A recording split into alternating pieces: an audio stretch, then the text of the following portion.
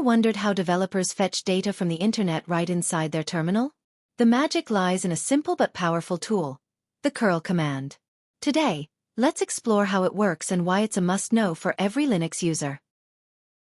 cURL, short for Client URL, is a command-line tool that lets you transfer data to and from servers.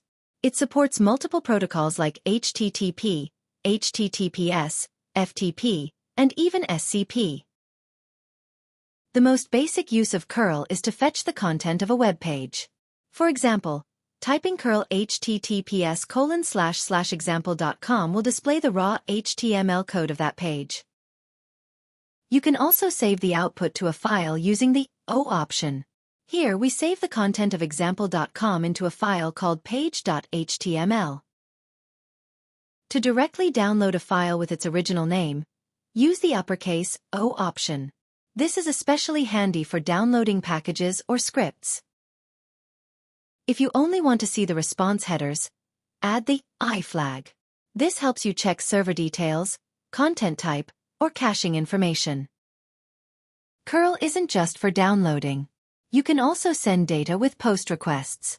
Here, we're simulating a login request by passing a username and password. Need to download multiple files at once? Just chain multiple O options, like this. Many URLs redirect to another address.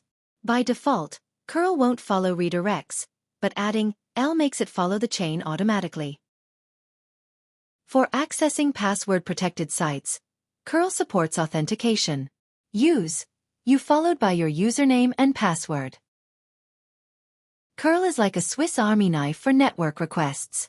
Whether you're testing APIs, downloading files, or debugging servers, it's a must-have command in your Linux toolkit. Start experimenting, and you'll be amazed at how powerful it is. Thanks for watching. Don't forget to like, share, and subscribe for more tech tutorials and tips.